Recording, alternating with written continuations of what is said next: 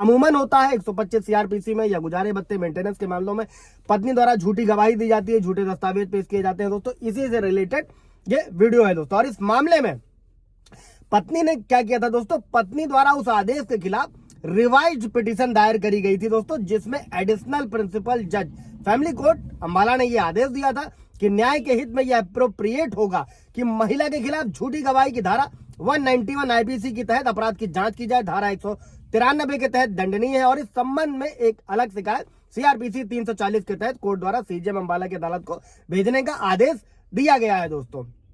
2022 का जजमेंट है। अभी बढ़ते हैं हम लोग केस की तरफ। 125 सीआरपीसी में जो अंतरिम भरण पोषण में दोस्तों पत्नी ने कहा कि उसके पास कोई गुजारा भत्ता नहीं है, आय या संपत्ति का कोई स्रोत नहीं था और वो अपना भरण पोषण करने में असमर्थ थी, जो हमेशा होता है। और अपने बयान के दौरान उसने अपनी कोई आय ना होने की बात दोहराई, लेकिन जब उसे उसकी नौकरी से संबंधित रिकॉर्ड दिखाया गया तो उसने स्वीकार किया कि वो चितकारा विश्वविद्यालय, जो कि एक विश्वविद्यालय था, वहां पर असिस्टेंट प्रोफेसर यानी कि सहायक प्रोफेसर के रूप में 28,000 रुपए मंथली वेतन पर काम कर रही थी। इसके बाद में जो याचिका करता था 3/7/2017 को ज्वाइन किया, जबकि उसने 26 जुलाई 2017 को धारा 125 सीआरपीसी के तहत एक आवेदन दायर किया था, जिसमें उसने कहा था कि उसके पास खुद या अपनी बेटी का भरण पोषण करने के लिए आय या संपत्ति का कोई स्रोत नहीं है। और इस प्रकार जो प्रतिवादी था पति ने यह तर्क दिया कि उसने जानबूझकर भरण पोषण की राशि को हड़पने और उसे परेशान करने के लिए कोर्ट को गलत जानकारी दी। अभी इसमें पति ने तर्क दिया दोस्तों कि वो अच्छी तरह से शिक्षित थी और 15,000 रुपए के वेतन पर असिस्टेंट प्रोफेसर के रूप में कार्यरत थी। उन्हें 28,000 रुपए प्रति माह मिलते थे,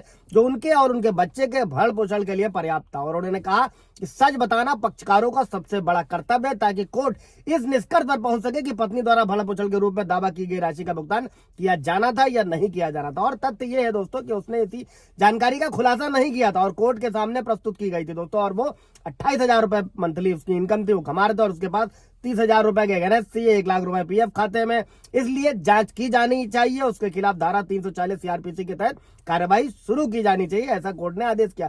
साथ में कोर्ट ने यह भी कहा कि उसकी पत्नी को 6/5/2019 को 10,000 रुपए का अंतरिम भरण पोषण मिला था, जबकि उन्हें पूरी तरह से पता था कि वो भरण पोषण पाने के हकदार नहीं है, क्योंकि उन्होंने गलत बयान देकर यह आदेश प्राप्त किया था।